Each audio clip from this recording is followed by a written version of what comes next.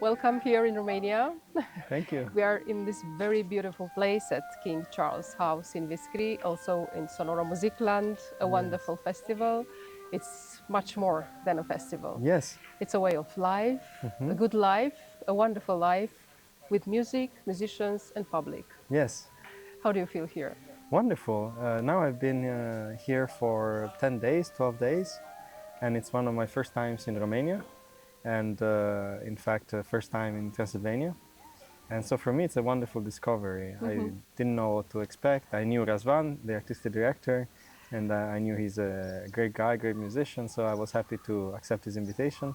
But as you mentioned, it's so much more than a festival. It has been a chance to meet old and new friends, both among the musicians and the audience, our hosts, and for me to discover this wonderful part of the country through these events, also the cuisine, I should mention. Yes, yeah. And I want you to tell us a few things about yourself, Sure. so the Romanian public gets to know you better. So I'm an Italian clarinet player. My father is German, my mother is Italian, and I grew up in Italy and then was living in many countries for my studies. And most recently I was living many years in Denmark, and at the moment I'm living in Ljubljana, in Slovenia with my family.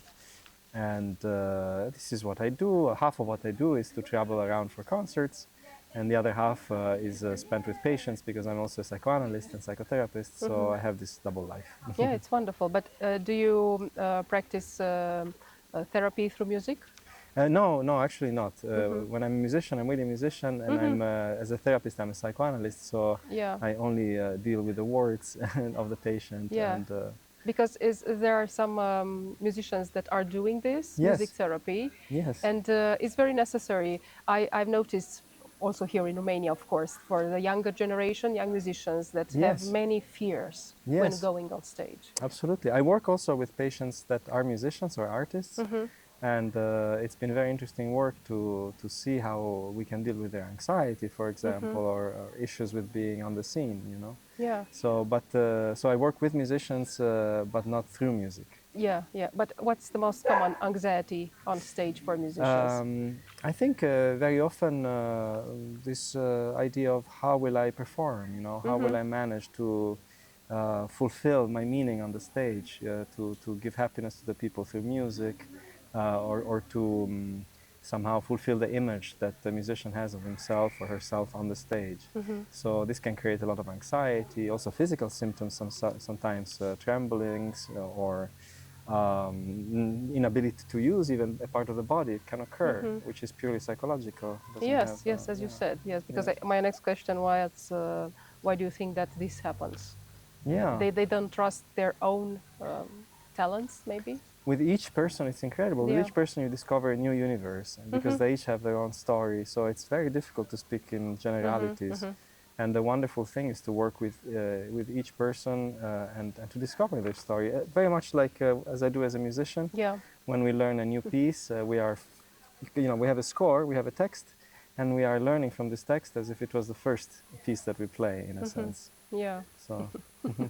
How is playing music with such great musicians Oh, at Sonora Musicland? It's wonderful, you know, and it's such a nice mix because people come from very different countries. A lot of also Romanian musicians, both based in Romania or living abroad.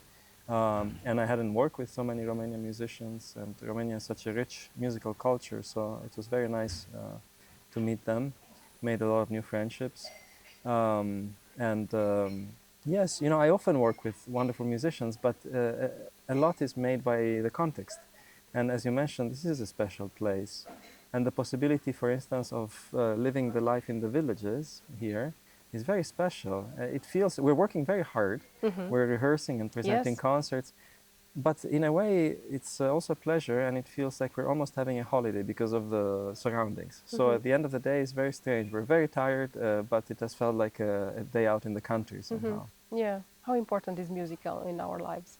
I can speak for myself. It's very important, and it has been for me since I was a child. I also come from a family of musicians, so for me, music was in the home, and it is something which has to do with dialogue and with the warmth of a family life and so on. And what I love about it, maybe some of my colleagues say the same, is that it brings us together. It brings people together from very different walks of life, from very different countries, in very different places. So I think it makes these very subtle and important connections between people that otherwise might never meet. How would you describe your musical colleagues when you're on rehearsal, and how would you describe them when you are on stage with them? It's something different. Yes, normally things change, because when you are rehearsing, we are always very open to offer suggestions, criticism. It is a tough job in a sense, because we are always wanting to perfect this common matter that we're working with, which means that there is a lot of confrontation, sometimes very pleasant, sometimes not so easy. That we have to negotiate what we wish from the music. And at the end, when we're on stage, all this is left behind.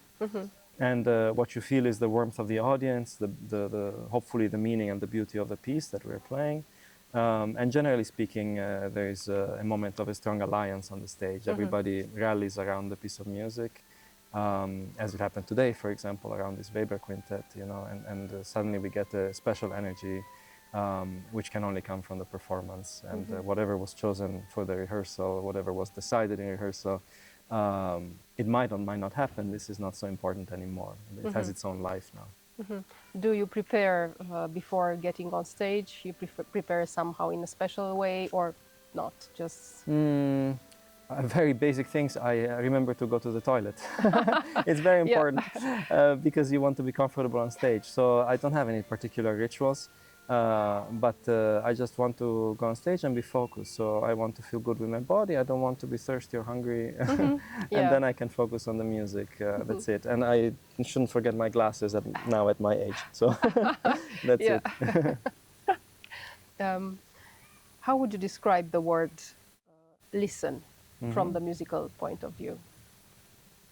It's funny because I think a lot of the training that we do since we're very young is to play, is to produce sound, noise, meaning through sound, whatever.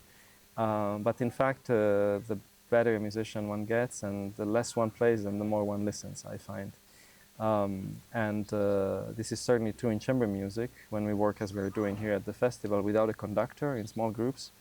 It is so much about listening, and the playing hopefully comes almost automatically, because you can only propose if you are listening to what people are suggesting in the music. And I think the better the musicians, the more you have this feeling that it's a constant dialogue where people are interested and throwing ideas back and forth as if it was a good sports team. So. Are there any funny moments that happened in a concert maybe? Or a concert? Oh, there is all the time funny moments. Yesterday we had this wonderful experience. We were doing this one of these jam sessions where we're outside and in the evening, and it's very cozy. The music we play is very often not rehearsed in the very thorough way that we would for a concert inside of a concert hall. We decided at the last moment. We go to a colleague and we say, we're going to play this, and so then we put it together, and it has this very lively element, even though perhaps the performances are not so polished. But the audience loves it. We have a great time. It was, I think, one of the moments that we might remember about the festival, because it was so spontaneous, and we played, in the other sense of the word. We played with the music. Yeah. Do you have a favorite piece that you can dedicate to the public, to the people that will watch this interview? Yes. If people would like, they can go on YouTube, and if they search my name, they can search my name and Schumann, the composer Schumann. They will find one piece called Abendlied, Song of the Evening. And it is for clarinet and string quartet. and it's just a beautiful short song which Robert Schumann wrote so that his children and his wife would be able to play it together in the evening. 4 little hands and 2 big hands on the family piano.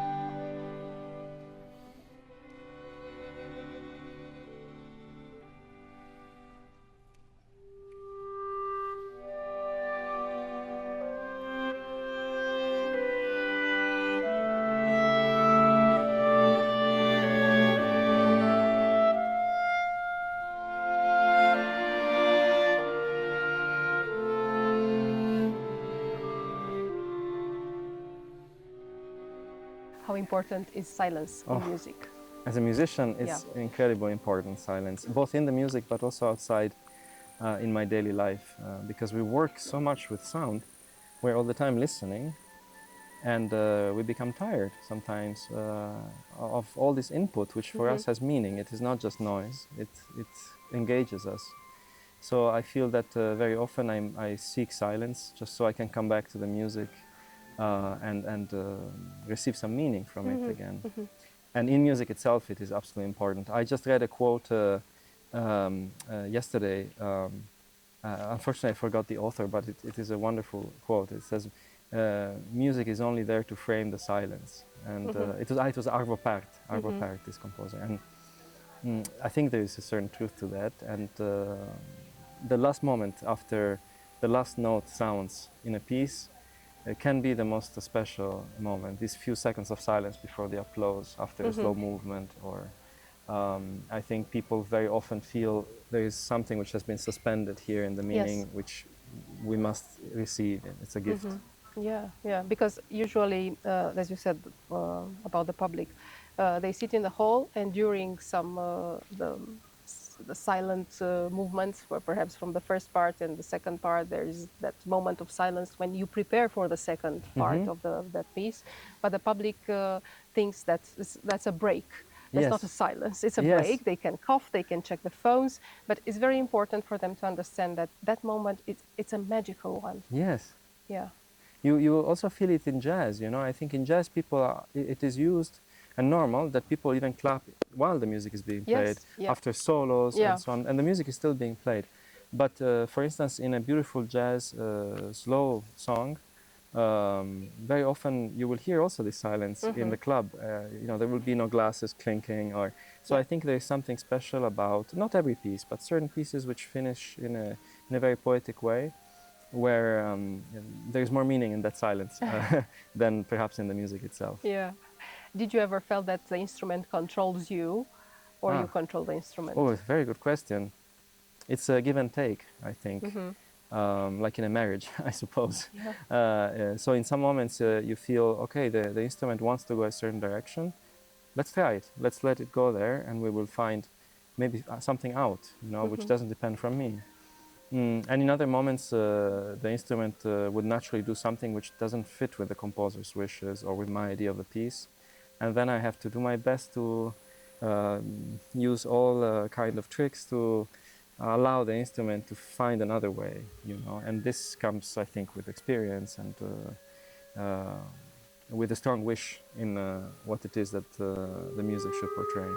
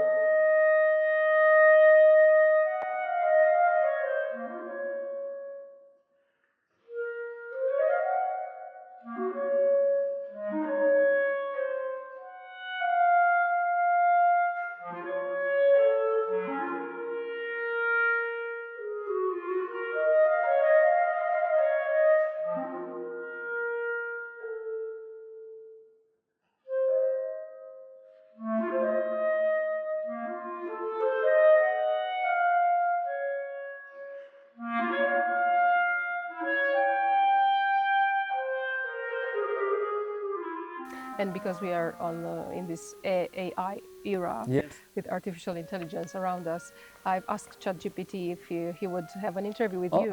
What funny questions Oh. would he ask? And he said this: if you could compare your instrument with a famous actor, what actor would that be? Oh, wow. My instrument. Well, my first association is with Woody Allen, you know, just because he actually does play the clarinet, and I think he's always used music in his movies in a wonderful way.